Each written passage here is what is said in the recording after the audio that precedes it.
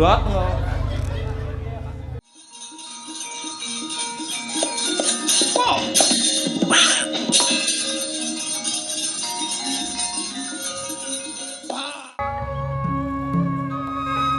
Brenengen puji dikir kidung suci miang mantra rahayu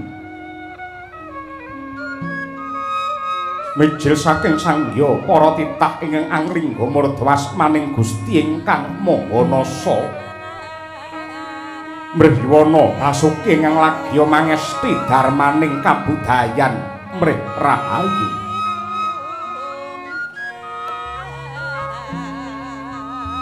Rantak-rantak seblak sorote Sanghyang Pratangga Pati ing Brangwetan Hanelai ginabit gunung temah tumlawung sorot nglembayung semburat banglir socaning uga rapuh narata sunaring Hyang Arpa tinampi siraping Pendhapa Agung negari Ngastina. Para Pandhawa ingkang nalika den tundung saking Praja Ngastina samangke wis babat alas teteken-tekun satemah katekan pikantuk nugrahaning Gusti ingkang nama nenggih negari Ngendraprasta ya negari Ngamarta.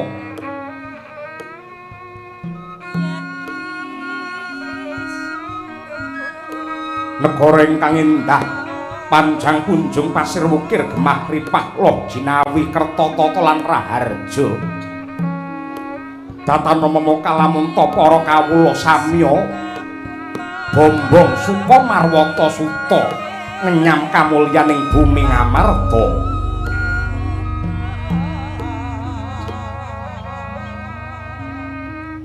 Hanane mung tentrem tata titi lan rahayu awit kasembuh pangaribawane Sang Nata tetungguling para kadang Brata Pandhawa ingkang jejuluk Sri Puntadewa ya Prabu Yudhistira Ajatasatru Darmaputra ya Risang Dwijakangka.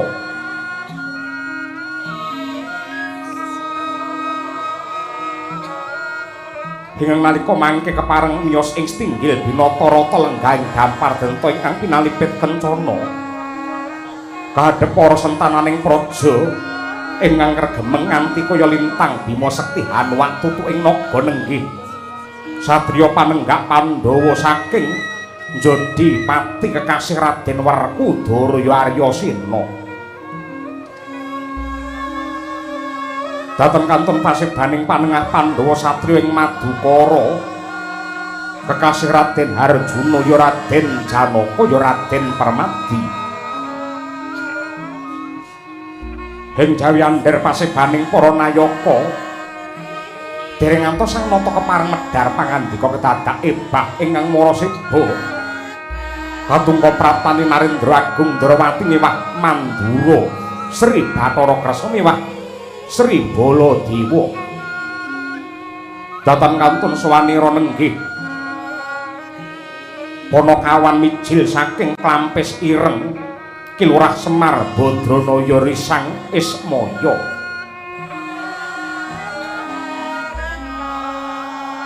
Mangkono Prabu Puntadewa kawis tingaken dikun mungsung enggalih kasuk panataling kalbu daya-daya manembromo rawuhnya para tamu ingkang minggah wonten Stinggil Binatarata negari Ngamarta. Mangkono giya ing acara lenggah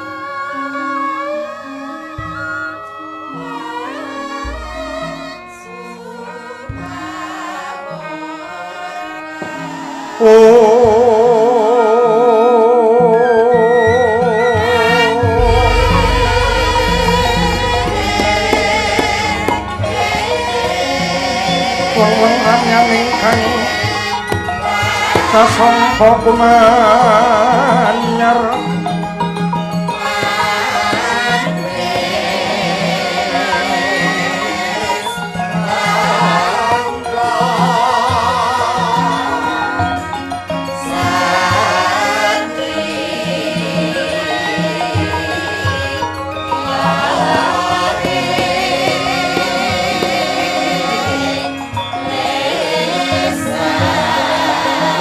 Urming puri mangkin tanpa siring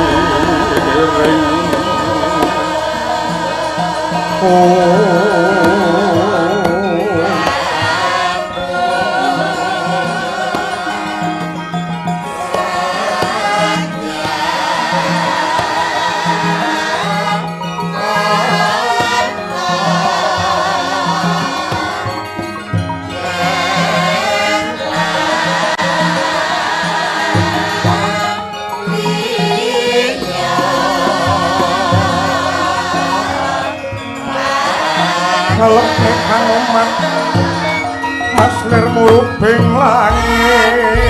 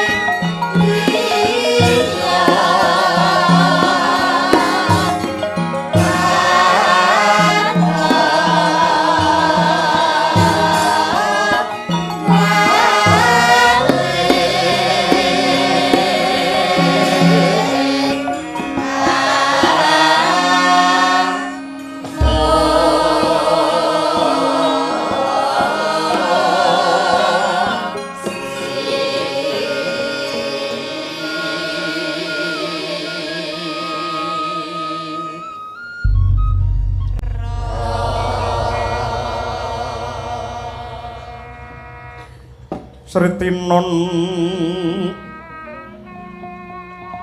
ing pasewakan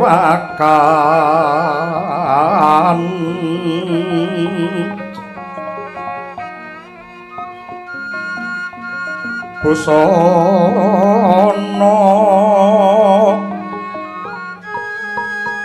maneka warna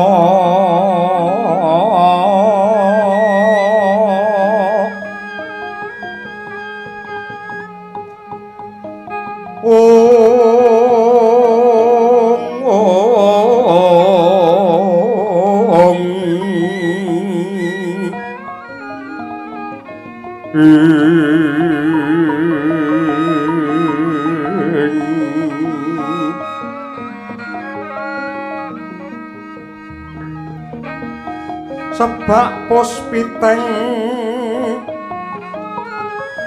udyana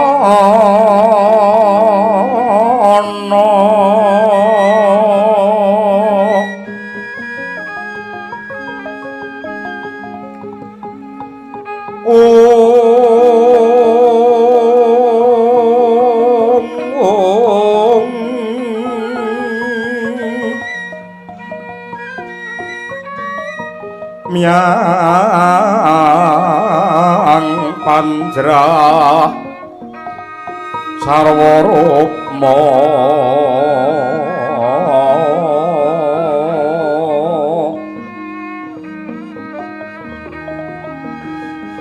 renggeng manik mawa ratna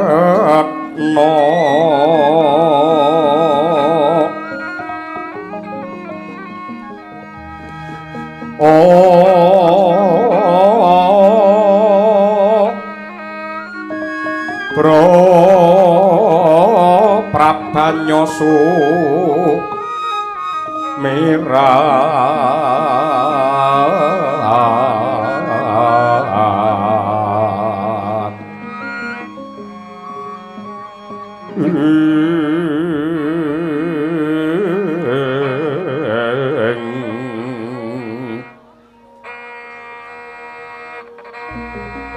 kenyaring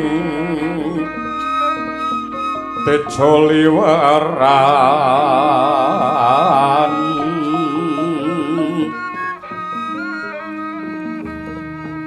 lir kilat sisiring dadit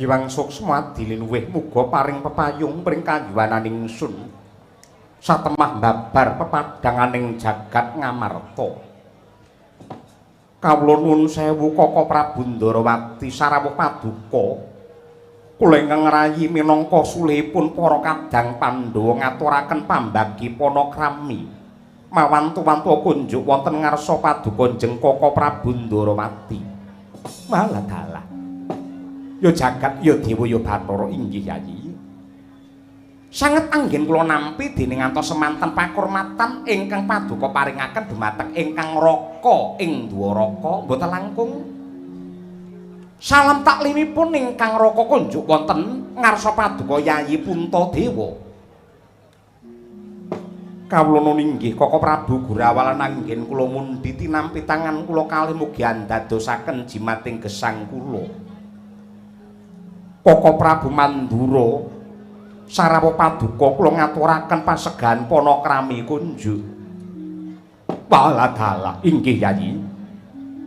Sanget panampi kula dening ngantos semanten sih kadarman saha pakurmatan ingkang paduka paringaken dumateng ingkang Raka ing Mandura. Dasaripun wilujeng niskala niring sambika langgen kula sowan salam taklimipun ingkang Raka Mandura kunjuk wonten ngarsa kula mundi mugi andadosaken jimat ora keri panjenengamu Kyai Semar Badranaya mara gagi diprayogakne anggenmu pinarak lenggah mbegagak ugak-ugak sadulita lae ngaturaken panuwun sinuwun Prabu Puntadewa dening mekaten anggen ndika paring pakurmatan dumateng dapure kula mun Panakawan Semar mboten langkung salam taklim kula kunjuk wonten ngarsa paduka sinuwun ya Kyai Nayantaka ndak tampa tiba sepadha-padha ora liwat diprayogakake anggene pinarak matur nuwun pangraos boten kirang sekeca anggen kula ngabiyantara kawula nuwun sewu Koko Prabu Ndarawati, Koko Prabu Mandura lan panjenengamu Kyai Semar Badranaya awit pangestu paduka lan ugi sinurung cancut gumergutipun para kadang Pandhawa ingkang nalika semanten mbabati Wanamarta satemah pikantuk sih kanugrahaning Gusti ingkang awujud negari Kencana ingkang endahipun kados mekaten nenggih negari Ngamarta utawi negari Indraprastha ingkang tetela kagunganipun pukulun Bathara Indra lan saklajengipun awit saking pangestunipun para sepuh sarta sinurung manunggaling tekad saking para kadang miwah para kawula satemah anetepaken kula pun Puntadewa mongko dados ratu wonten negari Indraprastha mriki nanging nuwun sewu saksampunipun kula ngenyam kawibawan jumeneng mongko dados ratu jebul mboten jumbuh kalian pengangen-angen mboten cocok kalian panggonta karana menggahing kula dados ratu menika awrat sanget tanggal jawabipun tumrap kamulyan sarta kawibawanipun negara lan ugi para kawula Koko Prabu. Baladala Inggih kasinggihan ing dados dawuh Paduka Yayi Puntadewa menika saestu leres. Langkung-langkung nuwun sewu. Langkung-langkung ing jaman sakmangke menawi pimpinan menika tumindake apik dianggep golek pangalembana ning yen tumindake lepat utawa tumindake kleru kabeh wong sak negara mesti padha maido. Mila dados ratu mesti sarwa ewuh pekewuh anggenipun anetepaken dumateng tumindak lan pakarti. Karana saperangan tiyang ing jaman samangke boten gagas perkara bener luput lan apik elek ning mung bab seneng karo ora seneng. Mung bab seneng karo ora seneng yen pancen seneng ling ngalembana prasasat kaya sundul langit ning yen boten seneng mbok apika kaya apa mesti tetep elek. Yen wis ana tembung pokoke niku sing marai judeg niku sing marai bingung. Pokoke aku seneng iki, liyane iki aku ora seneng. Anggere enten tembung pokoke ngoten niku wis kabeh mesti kalah niku mangke. Niku saestu. Ah. Nuwun sewu kula Semar tak nderek sumelawatur. Pancen menika leres dawuhipun para bendara kuling nembe kemawon kababar. Pancen jaman niki jaman sing angel. Nanging menawi saking pamanggih kula dados ratu utawi dadi pimpinan niku mboten perlu menggalih anggone dadi ratu disenengi karo wong akeh apa ora. Entuk pangalembana apa malah dipaido niku mboten baku ning ratu kudu tansah ngandelaken raos ingkang ikhlas lan sabar nampi dumateng kanyatan ingkang baken lambarane tetep tekad ingkang suci sepi pamrih rame ing gawe kanthi sakuwate tenaga lan sagaduke pikiran tansah nandur kebecikan ingkang piguna tumrape bebrayan tanpa gagas pangalembana apa panyedha ning sedaya mung dipasrahake dumateng wasesane Hyang Agung merga ya mung pangeran sing wenang biji lan ngoleh-ngolehi dumateng tumindake menungsa yen pakem kula tek ngoten to sinuwun Hanjrah ingkang puspita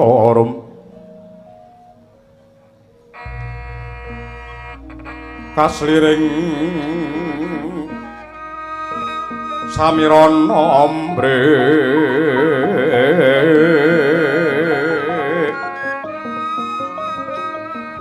kemari pahlo cinawi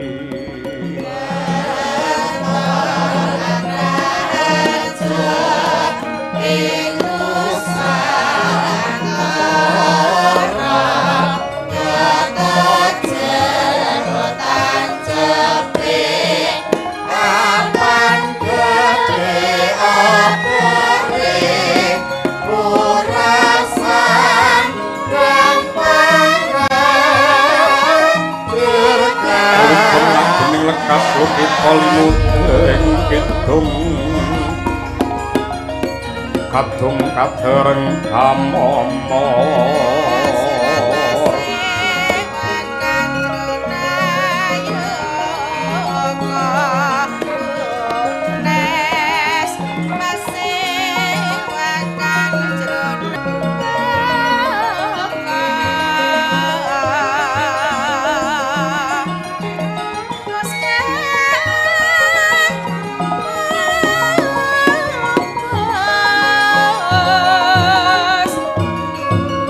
mangun manah rahayu pacan kunjung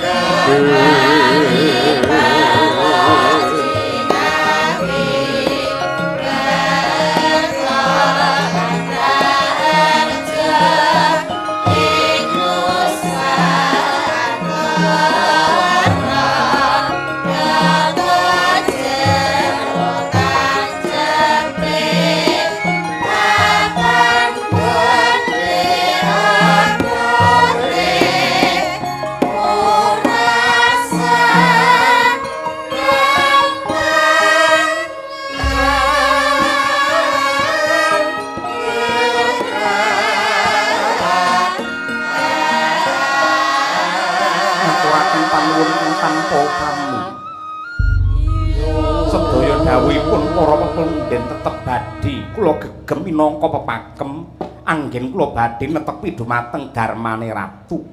Kejawi saking menika wonten sakbab malih ingkang badhe kula aturaken. Ing ngantos ripalungguhan samangke tansah gumana musik salebeting batos kula.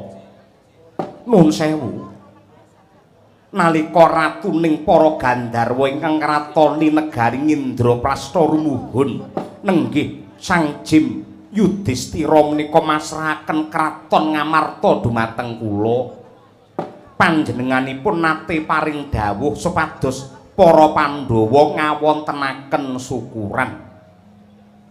Para Pandhawa ngawontenaken syukuran kanthi cara nindakaken adat utawi budaya ingkang naminipun sesaji Rajasuya. Sisandamel dinten samangke kula nyuwun dawuh bab pangandikanipun Prabu Yudhistira supados Pandhawa ngawontenaken sesaji Rajasuya menika menggahipun para pundhen menika kados pundi lan menapa ingkang kedah kula tindakaken. Nuwun sewu Yayi.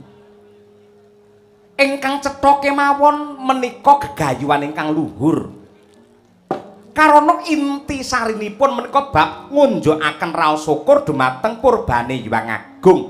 Karana pangeran sampun kepareng-paring dawuh sok sapa menungsa sing gelem nyukuri kanikmatane pangeran yekti bakal ditambah ing reh nikmatipun. Dene sak ngertos kula sesaji Rajasuya menika syukuran ingkang dipun tindakaken dening Narendra Agung. Dene maknanipun kados pundi lan syarat-syaratipun menapa gandeng menika magepokan kalian budaya tartamtu kemawon danyange tanah Jawa ingkang langkung pono babakan menika. Mila saking menika Kyai Semar monggo ndak aturi paring dawuh magepokan kelawan sesaji Rajasuya. Ha inggih matur nuwun. Dene kula wong tuwa dipun sepuhaken wonten ing mriki. Nah ngeten. Kula condong lan kula rumaja, kula sarujuk, kula nderek nyengkuyung menawi momongan kula Pandhawa badhe ngawontenaken sesaji Rajasuya.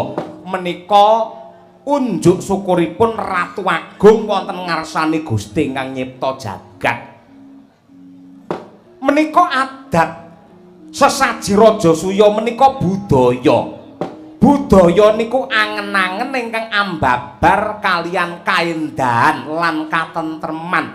Sampun ngantos dipun tabrakaken kalian agama. Yen agama nika tatanan saking pangeran ingkang tinulis wonten ing Weda Suci minangka tuntunane jiwatama supaya menungsa pinaringan tentrem lahir batin keslametan donya akhir. Niku agama pun pilah pun wijang pun gamblang bedane agama kali budaya. Lah menawi saking pamanggih kula sesaji Rajasuya niki mangke jenengan kedah mujudaken wujudipun sajen. Lah sajen menika sampun ngantos dipun gerba menika nyajeni bangsane lembut, menika nyajeni bangsane demit, menika nyajeni bangsane gendruwo. Mboten ngoten. Mboten enten critane demit kok mangan gedang niku mboten enten critane.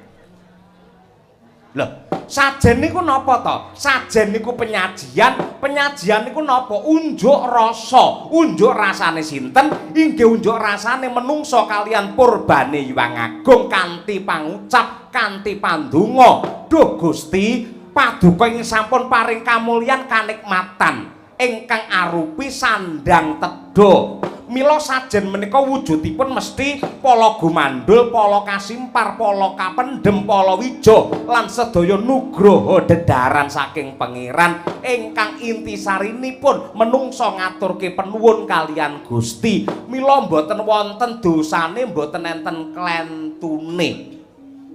Lah, ngapa wong sajen, wong wilujengan utawa wong slamentan nika racake kok mesti ngginakaken wujudipun Nuwun sewu tumpeng nika sega diundhuk-undhuk dhuwur digawe lincip nika ugi wonten karepe wonten maknanipun ngapa kok dhuwur lincip tegese sing diesti mung siji ya kuwi manembah kelawan Gusti ingkang Maha Suci yen tinimbalan sewanci-wanci aja nganti mbalenjani niku tumpeng. Wonten malih wong Jawa sing ngarani buceng. Maknane buceng niku napa? Nyebuta sing kenceng. Nyebut kalian sinten? Ya nyebuta karo Gusti ingkang nyipta jagat. Niku buceng nyebuta sing kenceng. Yen enten buceng tumes niku guyonane mlebune kenceng metune lemes ngoten niku lho. Ngoten niku. Paham jenengan paham ngeten niki. Mlebune kenceng metune le. Sing biasane ngono ki wonge teko. Ngoten niku. Mula aja sok maido karo adat, aja sok maido karo budaya, aja sok ngarani iki musyrik, iki sirik, iki haram. Mergo sing diarani sirik lan musyrik niku mboten gumantung saking tumindak lan wujudipun babak ingkang wadak ingkang ketingal wonten ing mata ning menika mapanipun wonten pikiran utawi atinipun ingkang nglakoni dadi wong liya mboten saged banjur ngoleh-ngolehi kuwi dosa kuwi sirik kuwi musyrik kuwi haram niku mboten saged mergo sing ngerti ya mung sing nglakoni sok-sok ana sing ngarani nuwun sewu aja nggelar budaya niku ora nek gandenge karo agama ora dituntunake karo kitab suci ning nuwun sewu kok iso ngarani ngoten niku dasare napa kudu cetok aja nonton gamelan aja nonton wayang ki haram pancen bener yen sampeyan nanggap gamelan niku pancen enek sing ngarani haram bener yen ra percaya gong gedhe niku sing saka prunggu niku mangkletak mesti haram niku. Sami kalian tiang mirsani wayang, aja nonton wayang mari haram. Haram lan mboten niku gumantung saking pikirane lan atine sing dono nonton. Yen nonton wayang niate gatekke crita, gak kejangan, gatekke lakon, mboten wonten harame. Sing marai haram nonton wayang niate ora gatekke crita, ning butuhe mung arep mentelengi sinden. Niku sing marai dosane teng mriku niku. Nah. Piyayi mirsani wayang kok neng mburi kelir. Niku genah yen teng mburi mriku mending gatekke lakon, gatekne crita. Ning anggere nek penonton kok pener ning tengene sinden. Semono mbane iki butuh arep nyawang sinden. Wonge teko. Teko wae wong semono kean kok ya. Mila menawi ndika badhe ngawontenaken sesaji Raja Suya mang tindakake syarate enten telu. Nggih. Syarate enten telu, siji kudu disekseni Brahmana pitu ingkang mateng semedine meleng pangestine gentur tapane. Brahmana pitu kala wau kasuwun ngucapaken kidung suci lan mantra rahayu. Niku syarat sepisan. Syarat ingkang angka kalih kedah dipun pangestoni ratu 100 negara ingkang lega lila nyengkuyung Pandhawa anggenipun syukuran. Ingkang angka 3 nenggih kurban. Mejahi Narendra hambek angkara murka kinarya jangkepe sesaji Raja Suya niku syarate enten telu. Pramara rak manguswamya ngambrang kadhi karunaning kaswase aneng marga mamalatkum risang kanta asrat maja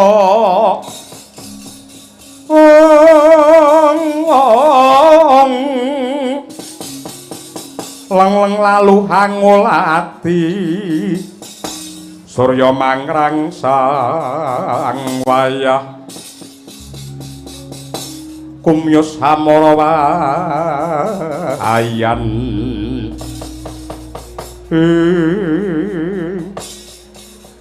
jagat Dewa Bathara jagat Mangestungkara Kyai Semar Badranaya jenggirat rasaning atiku sakmuse mirengake sabda tama ingkang magepokan kelawan syarat sarana dumadine sesaji Raja Surya perkara syarat ingkang angka 1 dipangestoni Brahmana 7 aku banget condong angka 2 disekseni kelawan Narendra 100 negara aku banget rumajang nanging syarat ingkang angka 3 kudu ngorbanake Narendra ingkang hambek angkara murka dipateni kinarya jangkepe sesaji kuwi cengkak saka batine Puntadewa Kakang Semar aku moh ngrasake kamukten kawibawan lan kamulyan nganggo ancik-ancik bangkene wong liya Kakang bermaksud lari mengkalku putine kang den rawani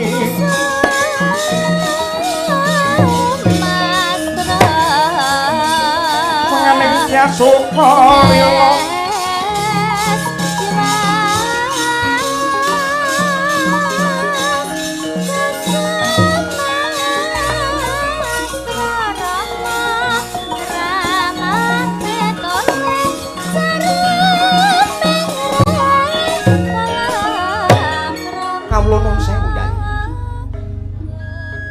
kabar sampun semebar warta sampun rata bilih Pandhawa badhe ngawontenaken sesaji Raja Surya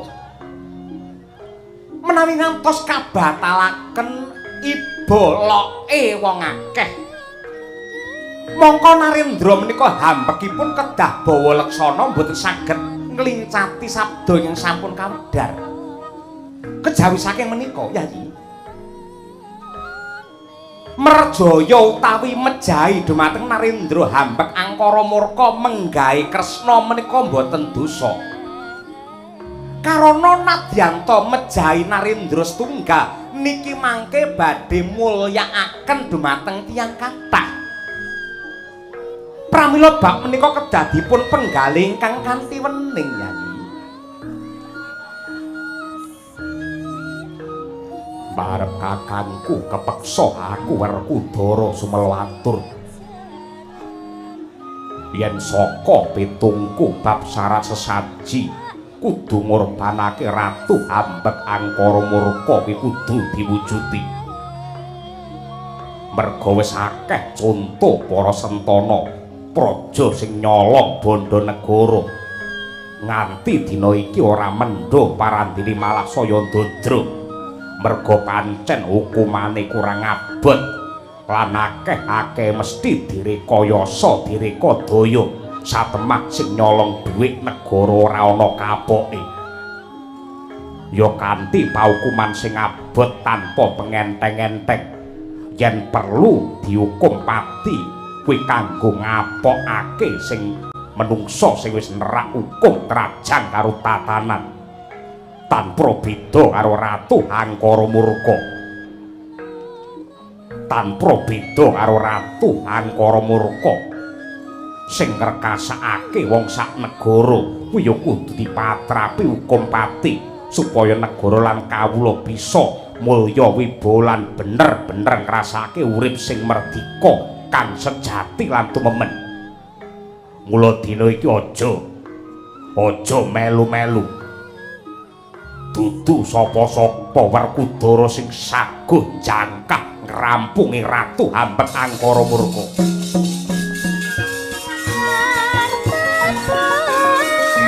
monggo dipun penggalih dipun rembak kanthi sae kula kinten sampun cekap atur kula daya-daya Semar nyuwun pamit sinuwun nderekake lujeng ngaturke panuwun Kyai Semar nggih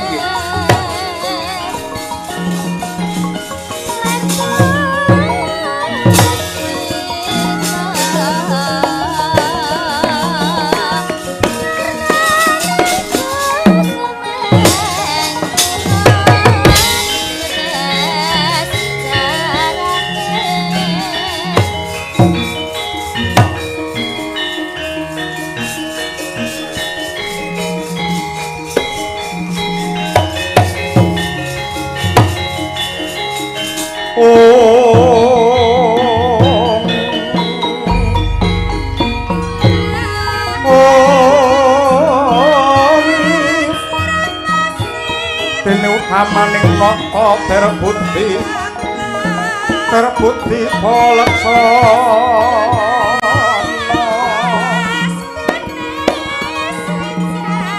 Birebir putih mangkono Anggung kenya parindono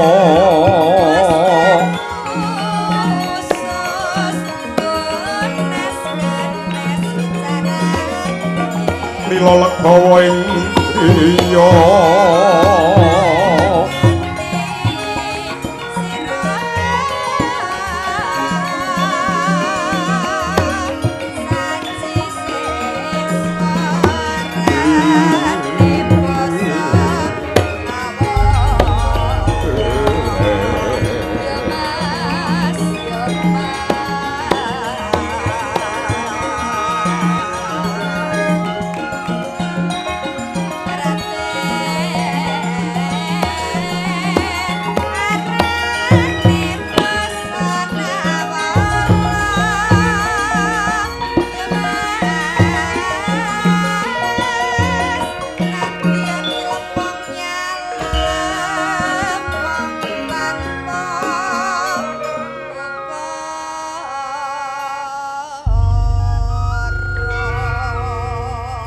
palugon laguning lakas lukita linuding idung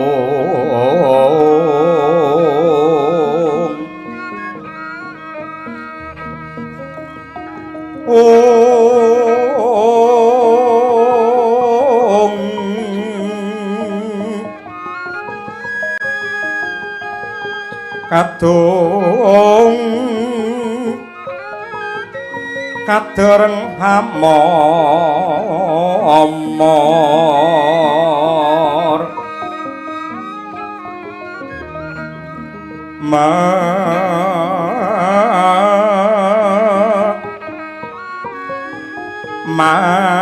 mangun manah rahayu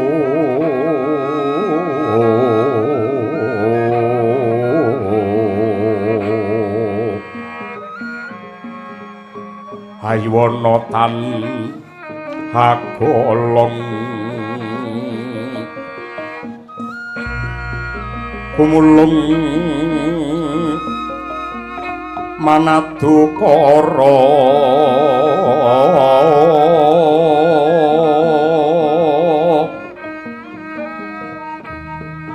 karenanira mangapus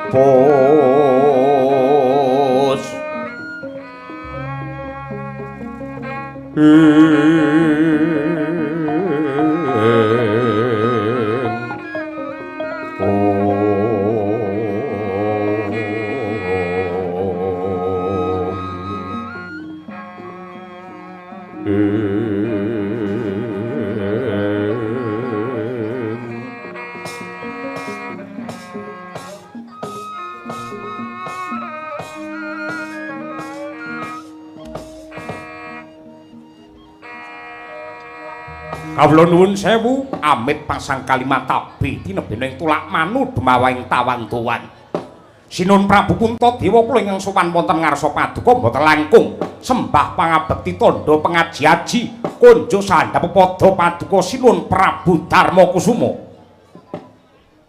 kawula nuwun inggih sanget anggen kula nampi dawah sami-sami monggo dipun prayogakaken anggenipun pinarak Sang Prabu wah inggih matur nuwun pangraos boten kirang sekeca anggen kula ngabiyantara wonten ngarsa paduka. Nyuwun pangapunten. Mboten kok nama kami tambuh ning dasare durung weruh. Kalilan kula ngladhi wanuh. Jengandika menika Narendra saking pundi lan sinten jejulukipun Sang Prabu. Nggih, dipun tepangaken. Wingking kula menika ratu saking negari Arga Bentar. Saking negari Arga Bentar dene jejuluk kula pun Prabu Hamsa. Prabu Hamsa kasinggihan. Lah lajeng wonten wigatos menapa kepareng rawuh wonten ing Stinggil negari Ngamarta. Walah dalah. Blakasuta blakotang terus terang kula gumun setahun jembleng serendeng ningali wewangunan enggal bangunan anyar negari Ngamarta ingkang endahipun kados mekaten. Dasaripun anggen kula sowan mriki nyarengi anggen paduka badhe ngawontenaken syukuran. Menika elok sanget, menika endah sanget saged dipun wastani bilih negari Ngamarta menika saged nuwun sewu dipun sulapi dening wong sak donya. Amargi wewangunan ingkang asri, kahanan ingkang endah kados mekaten, dasaripun salebetipun syukuran. Dalu menika ndalah udane sampun tingkas, gelar wujudipun budaya luhur. Menika sae. Kula suwun saya sae melih langkung prayogi melih anggenipun gelar budaya mapan wonten sak ngajengipun kraton mapan wonten ing margi mriki mboten namung peresmian kemawon ning pendak taun kedah wayangan terus ngeten iki. Menika langkung sae, menika langkung prayogi amargi kula mangertos bilih wong sak Ngamarta niku sing sugih dhewe niku jenengan yen mung nanggap wayang niku pil niku mungan. Niku saestu. Nggih. Lajeng wonten malih badhe kadhawuhaken. Wonten menapa? Nuwun sewu. Sowan kula wonten Stinggil Binatarata negari Ngamarta mriki yektosipun dipun utus dening sesembahan kula Narendra Agung ing Giribajra inggih ing Magoda sinuwun Prabu Jarasandha. Atur weninga sinuwun bilih ripalengguhan samangke negari Giribajra nembe ke Taman Pagebluk larang sandang pangan kathah para kawula ingkang nandhang sakit bablas mati. Boten tumama wujudipun tamba menapa kemawon satemah para kawula ing Giribajra kathah ingkang sami nandhang kingkin. Lah, manut pangandikanipun Sinuwun Prabu Jarasandha, negari Giribajra saged waluya jati temah mulya menawi saged amboyongi wujudipun pustaka jimat Kalimasada. Monggo lumahing jagat kurping langit boten wonten piyayi, boten wonten ratu ingkang kagungan wujudipun Kalimasada, kejawi namung Narendra Agung Ngamarta paduka Sinuwun Prabu Puntadewa. Mila saking menika sowan kula mriki dipun utus dening sesembahan kula Prabu Jarasandha supados nyuwun ngampil wujudipun Kalimasada. Yen pancen kedah nyewa sewane pinten, yen pancen dipun sade regine pinten, badhe kula bayar kenceng mboten utang mboten semaya. Ewadene kok ngantos mboten dipun ampilaken, mboten dipun sewakaken, mboten dipun sade, mboten dipun paringaken. Nuwun sewu, kula sowan mriki sampun dipun paringi Purbawasesa. Menawi Kalimasada mboten paduka paringaken dumateng kula, mboten nganti kenthong subuh kraton mriki badhe rata padha bumi. Agyatri sang kapirangu rinangkul kinempit-kempit doh sang reknaning bawana nyosi tukang walang ati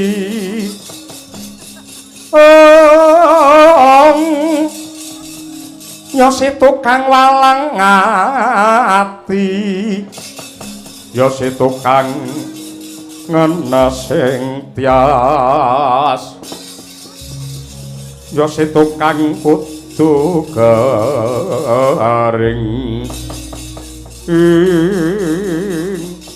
kadangipun Kakang Dimas Werkudara tanpa lidah sinambung banyu tinalang mestine siadi wis ndungkap apa sing dikersakake dening Prabu Amsa. Mula kang mangkono Yayi Purbawasesa ndak pasrahke marang Dimas Bratasena.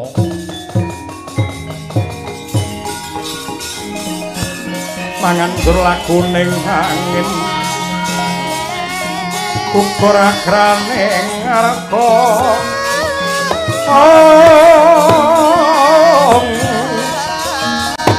ora nitoreh kiri-kiri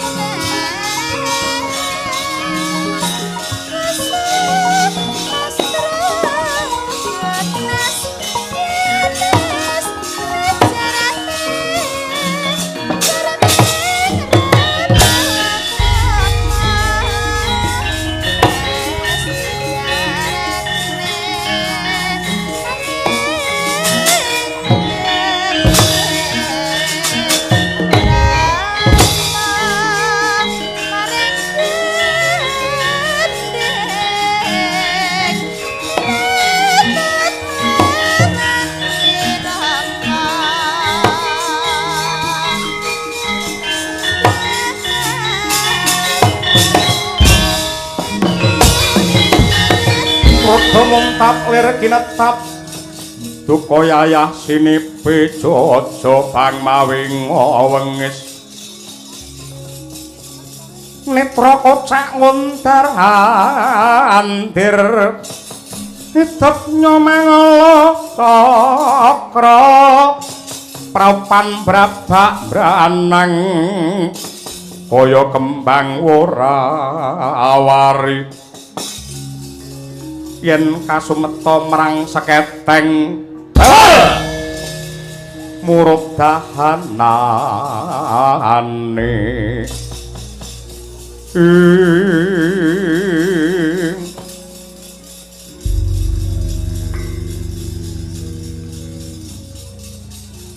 Prabu Hamsa jeng kandika sinten dipanuhake kadang panenggak Pandhawa satriya Jodhipati Werkudara kang dadi aranku wonten wigatos menapa Raden apa bener kepara nyata tekamu rene bakale nuku anane jimat jamus Kalimasada yen pancen dipun sade badhe kula bayar kenceng yen pancen kaya mengkono tiwas kebeneran yektine sing gawa jimat Kalimasada ki dudu Puntadewa kakangku ning sing gawa ki Werkudara lah lajeng badhe dipun sade pinten yen pancen arep ndok tuku malah tiwas kebeneran merga Kalimasada wis pirang-pirang dina tak tawak-tawakake wong renek sing gelem dasare ora suwe meneh iki bakale poso aku nganggur mula Kalimasada tak dol pisan dina iki lah dipun sade pinten perkara rega aja dirembuk neng kene ning tenana ning Tapawates negara Ngamarta kono sarate minangka paseksen ya kuwi wujute wadyabala segelar sepapan komplit sagamane pilihana prajurit ingkang Surasekti Mandraguna sing didaya kabeh. Lho, kok nyawisaken wadyabala lan jangkep sagamanipun badhe kagem menapa? Nyekseni anggen kudol tinuku Kalimasada karo dapurmu. Sanesipun menapa syaratipun? Ya mung kuwi wae. Sawisna wadyabala sagamane jangkep. Namung niku, ya. Mboten langkung sendika ngestakaken dawuh lajeng kula kepareng nyuwun pamit benjang menapa. Dina iki uga kowe mangkata kowe lunga. Kowe ngenten ana Tapawates negara Ngamarta. Siagakna wadyabalamu mengko genti tapak aku sing bakal nusul. Wah nggih. Yen tetela kados mekaten mboten langkung ngaturaken panuwun sedaya para lenggah kaliyan kula nyuwun pamit saking ngarsa paduka. Muga-muga lepas paramu jembaro kuburmu.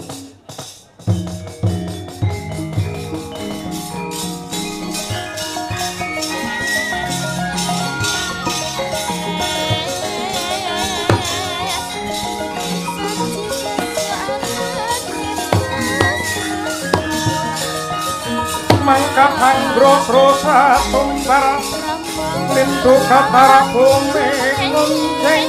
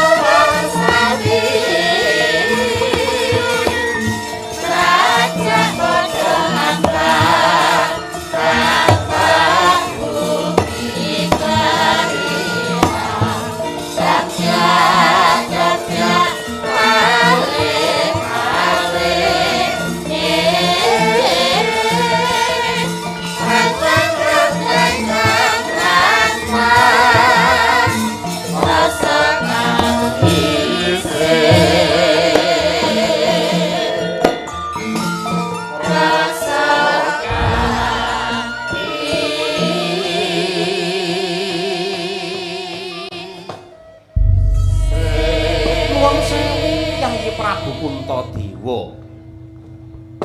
Tiyang menika menawi kagungan gegayuhan ingkang luhur tartamtu jawata badhe paring colok pepadang.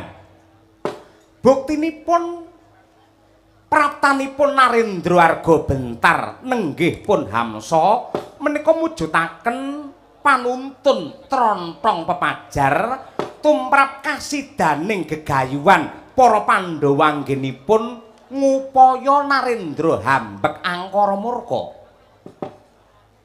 Nuwun sewu menapa Hamsa menika mangke ing badhe kinarya tumbal sesaji Raja Suya Kaka Prabu mboten.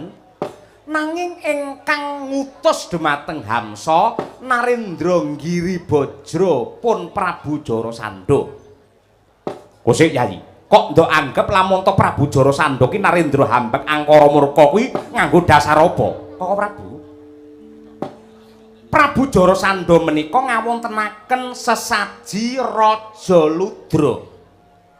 Tegesipun din samangke badhe ngunjara Narendra ingkang cacahipun 100 negari badhe dipunaturaken kinarya dedaharanipun Bathara Kala Ludra.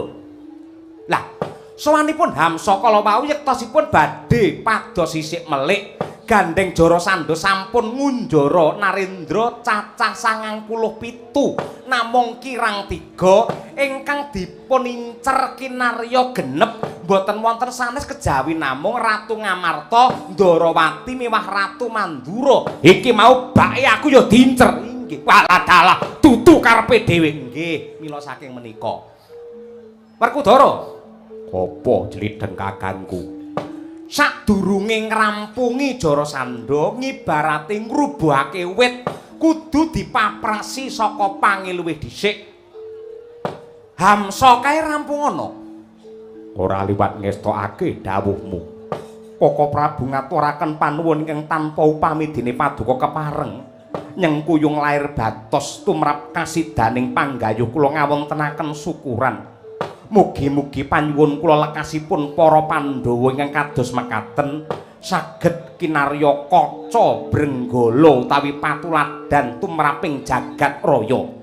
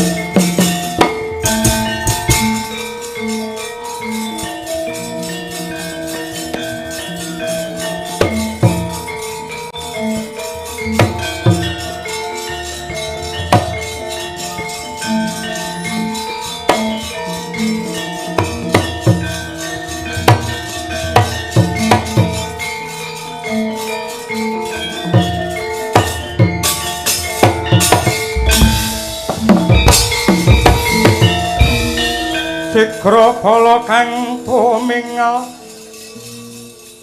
acampuk samya medali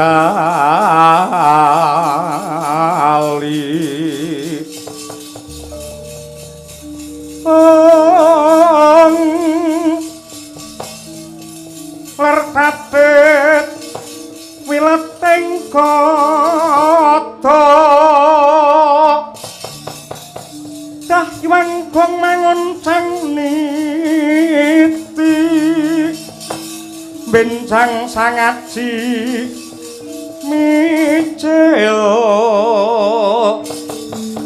ladi nyonget tali wuwus terus Surawilaga kaya buta singa pragil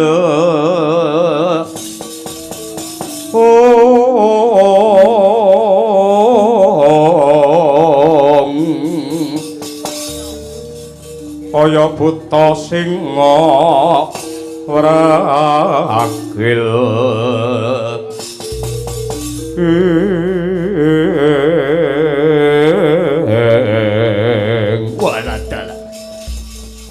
Reja manik sejati ning alam ingkang timut ing jagat.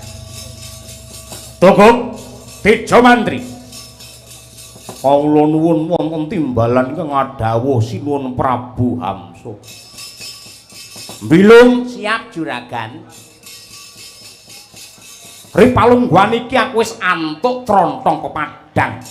Nadyan kondange jare Pandhawa ki wong pinter, Pandhawa wong wasis, Pandhawa ki wong waskita, ning tinemune bareng aku adu arep aku nyatake tenan jebul Pandhawa ki goblok, Pandhawa ki bodho. Dasaripun menapa kok kados mekaten sinuwun. Aku nindakake rekadaya sanggit rungsit.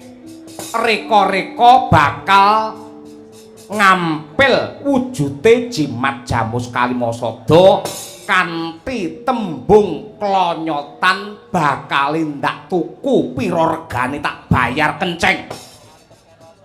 Jebule ya bakal didol. Lho, kok badhe disadi? Iya. Ingkang ngasta Kalimasada sinten? Ora ana liya kejaba satriya panenggak Pandhawa, satriya Jodipati sing jenenge Werkudara. Kok wis pindah. Mangka pakeme sak ngertiku sing nggawa Kalimasada iki sinuwun Prabu Puntadewa ya gak ya. Iya. Kok ngalih ngene Werkudara. Lah nggih. Kuwi kudu dicethakke kok saged ngoten niku pripun sinuwun? Lho pancen kok ya mangkono. Lah lajeng pripun? Lah aku diperintah karo Raden Werkudara supaya mapan ana ing Tapawates negara Ngamarta.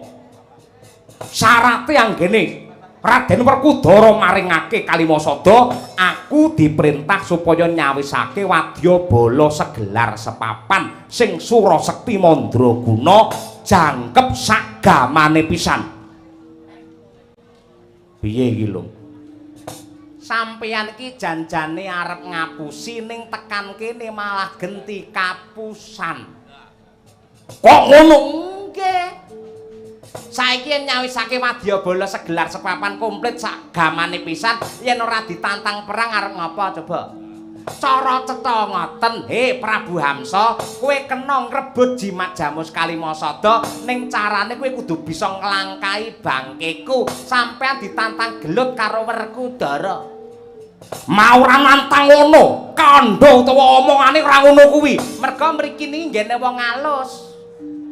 Apa-apa mesti ngangge semu ora kondur gradakan kaya sampeyan ngoten niku. Sampeyan dijak gelut ditantang perang ning sampeyan ora krasa. Lah niki sing bodho Pandhawa napa sampeyan mang oleh-olehi dhewe ngoten niku. Yen pancen Werkudara nantang perkara karo aku ya ora wedi, aku ora gigrek. Yen pancen wani ya kudu dipikir sing dawa. Bunci sampeyan arep perang karo Werkudara niku napa? Werkudara niku kadigdayane sampun kondang mbrebeki jagat. Lah ya ngono ta Kang Tagak? Yo bener. Nun sewu. Aja kok lamake menungsa dewa kemawon iring kalian kaprawirane Werkudara. Duwe pusaka loro, pusaka Kodrat karo pusaka Wiradat. Kodrat Wujudipun kuku Pancanaka. Kuku niku dawane mung setengah kilan. Ning lamun to nggih perang niku modot saya dawa, saya atos kukunipun. Yen mungsuh ora waspada ora prayitna tibane kuku Pancanaka mesti gletak klebu sampeyan. Yen pusaka wiradat wujute gada rujak polo. Gedene sepira? Yen diukur ra kena ning mang bayangke yen rujak polo niku didekne ning tengah sawah niku iso nggih ngiyupi sawah 3 hektar niku. Pun yen semonten mang gagas mang pikir piyambak gedene sepira? Aku ora gigrek, aku ora wedi karo Werkudara. Sampeyan wani perang tenan karo Werkudara. Wani ya mung banget. Yen pancen wani kerjasama kalih Mbilung. Kerjasama piye? Sampeyan mang perang kalih Werkudara, kula tak tata-tata gawe bandosa nggih ngusung mayit sampeyan. Lambene lho saestu niku. Sampeyan nantang karo Werkudara, ubur-ubur ikan lele, modar le. Malah ngendon-ngendoni. Mboten kok ngendon-ngendoni. Saestu niku sampeyan niku mangke. Jane bener ingkang dados aturipun tikus Mbilung niki. Mila saking menika kedah dipun penggalih kanthi wening pinalangan 64 rinantya medhot. Togok lawan Mbilung kowe matura marang adikku Yayi Prabu Dimbaka. Lamun tok kapengkok ing Pancabaya aku gedhe-gedhene nganti mati yen dilangkai dening Yayi Dimbaka aku bisa urip meneh. Syagakna Pramadya bala Maisa Kurda tak serange negara Ngamarta.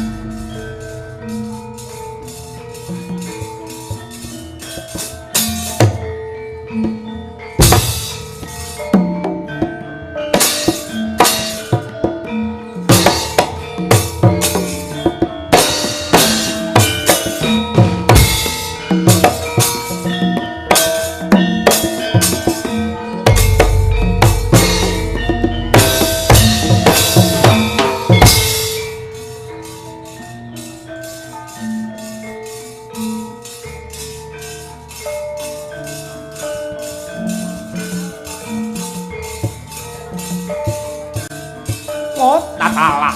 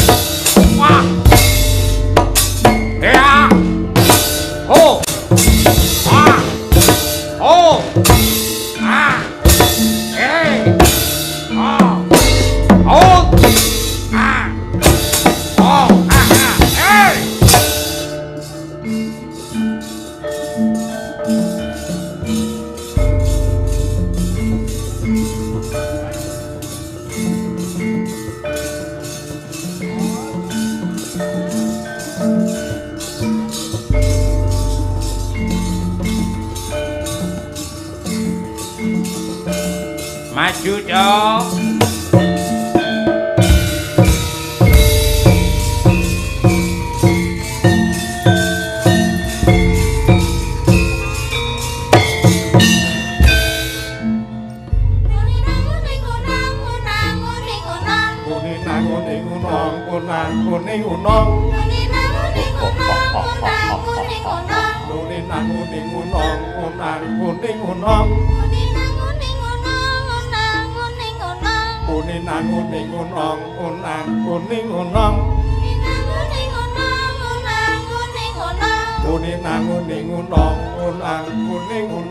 Setane wis metu, awas hati-hati. Padha nganti kegawa godane setan. Setane wis metu, awas hati-hati. Padha nganti kegawa godane setan. Kanca-kanca, mumpung udane wis terang, ayo ngestokake dawuhe bose kon budal, Cok. Ayo do budal. Wis sesasi raneng dindi lho. Ayo do budal neng Hotel Merkur. Karo didongakake dene dongane neng Jakarta dinane Jemuah. PT sukses jaya, semakin berkah barokah. Ke Bali numpak sepur. Bapak Harsono Ibu Eli sehat dan panjang umur. Ubur-ubur ikan lele. Hotel Merkur selalu jaya le.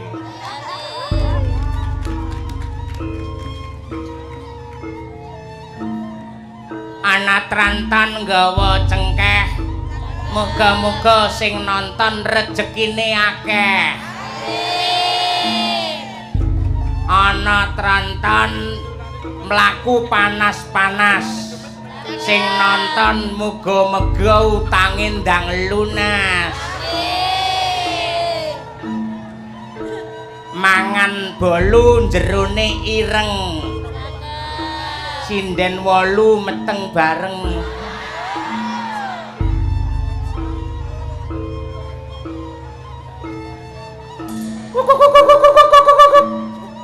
Ayo budal ya, ayo budal ngestakake dawuh to.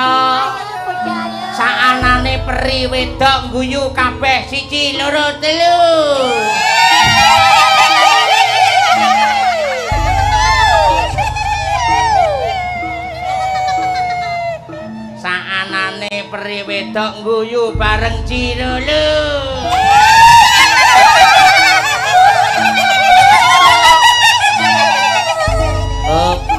Saiki sing guyu mung siji peri sing cedhek karo dalange. Cirulu.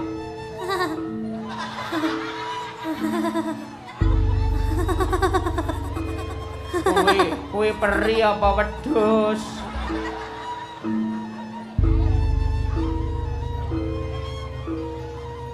Pang dundung pang. Pang dundung pang. Pang dundung pang. Pang dundung pang.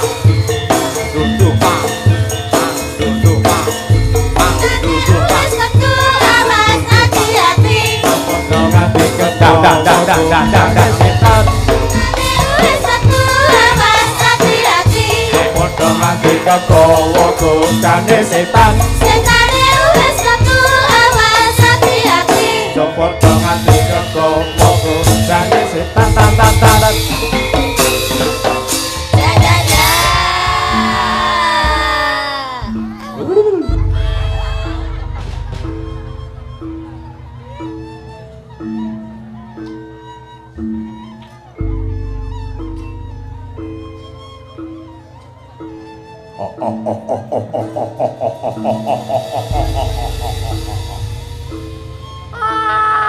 Acing.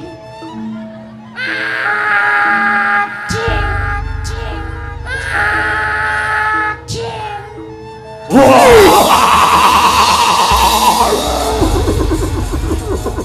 Ayo para penonton. Leh mun nonton wayang kok nganti bar tak dongake tambah akeh rezekimu. Ning bar limbukan tek mule tak dongakne ndang rabi neh bojomu.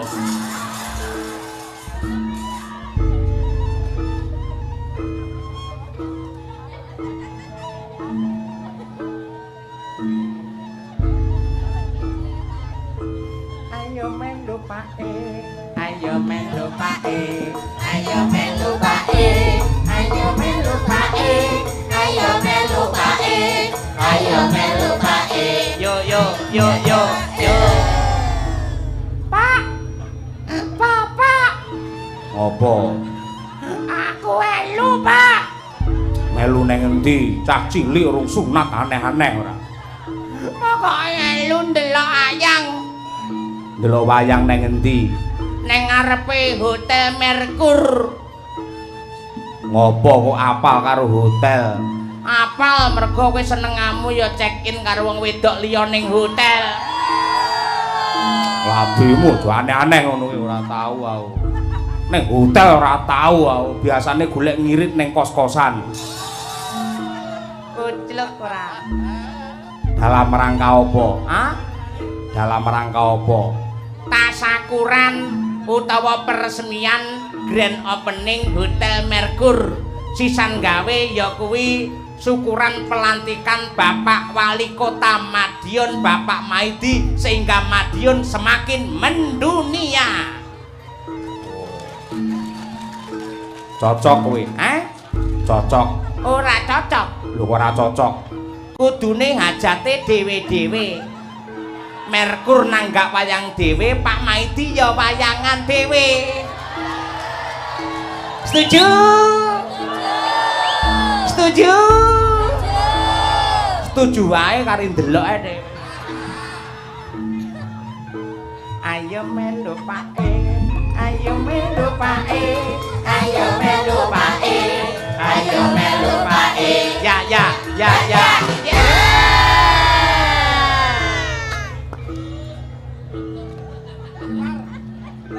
Nangis, sinden kabeh nangis. Jik lu.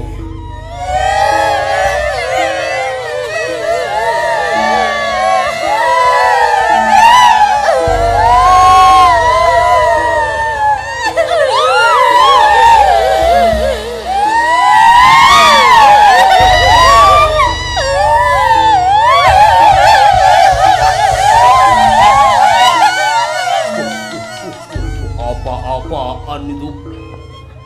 Kalau disuruh nangis kok pasti semangat.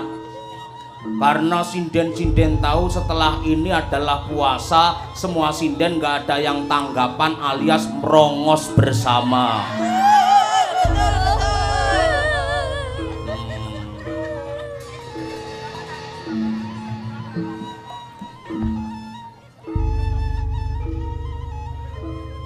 Apa-apa ini? Apa-apa ini? Apa-apa ini? Apa-apa ini? Apa-apa ini? Apa-apa ini? Kamu apa tidak tahu tentang kesehatan? Susu itu neng motor apik. Itu 4 sehat 5 sempurna tek ora apik karepmu piye? Oh, susu ki apik ning mata, mergo apike ning dodo.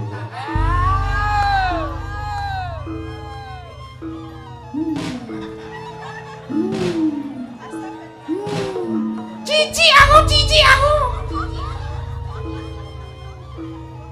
Oleh-oleh mbiyen ngedol awake ning gudhe karo guyangan ngono kuwi. Padha karo sinden anggar disenengi lurah kok gelem tek-tekane ngono kuwi. Nek disenengi dalange gelem calone swarga.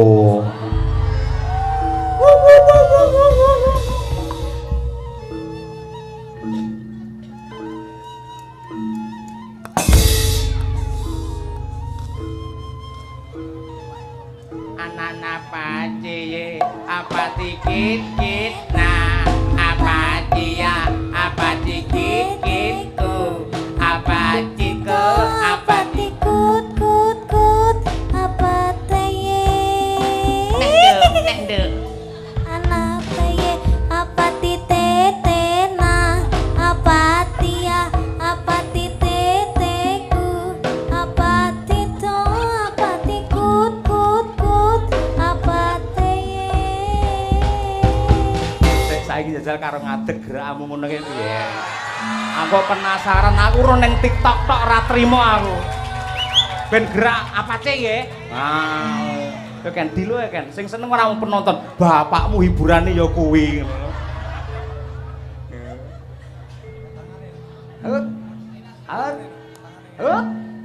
Anana pateye apa titetena apa tia apa titeteku apa tito apa tikut-kut-kut apa teye. Anana apa? Wah iso boyokku malah pedhot ngono.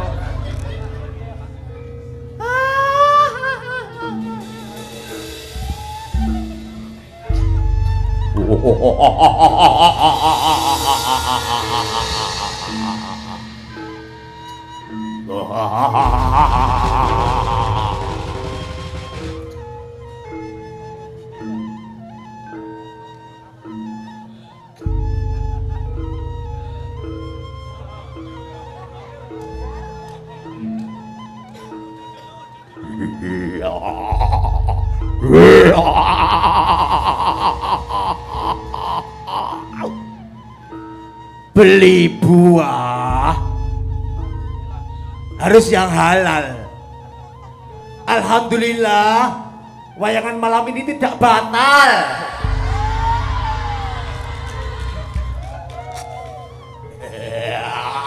Alhamdulillah. Sik ngancing cangkeme ra iso mingkem. Wis aja nyambut gawe angel ya Ram.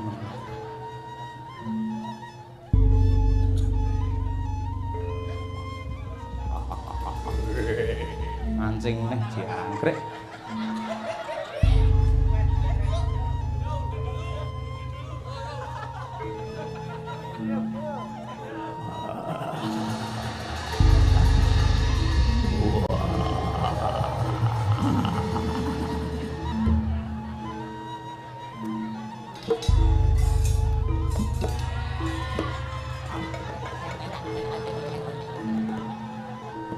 Namamu siapa? Nama saya Niken Salindri. Kamu seorang dalang ya? Bukan. Aku bukan seorang dalang. Kenapa? Kamu jangan suka sama dalang. Kalau suka sama dalang itu nanti kamu malah hatimu hancur lebur berkeping-keping. Cari yang lain. Pengusaha sukses atau saudagar kaya atau direktur perusahaan yang besar seperti itu. Minim dokter yang baik sendiri, yang pintar sendiri itu adalah dokter hewan. Kok bisa? Iya, kalau dokter mata pasti pasiennya ditanya kenapa matanya sakit sudah berapa hari. Kalau dokter dalam memeriksa perut, kenapa perutnya sudah sakit berapa hari, kok bisa sakit kenapa. Tapi kalau dokter hewan nggak ditanya, langsung cubles blus. Ya memang nggak ada ceritanya hewan bisa ngomong. Goblok kamu. Maka dari itu, Aku cinta sama kamu. Aku cinta sama kamu. aku juga cinta. Tahu artinya mencintai? Tahulah, Artinya mencintai apa? mencintai adalah tidak hanya kita tidak mensakiti orang yang kita cintai, namun bagaimana keikhlasan hati kita menerima rasa sakit yang diberikan oleh orang yang kita cintai. Kamu pintar sekali.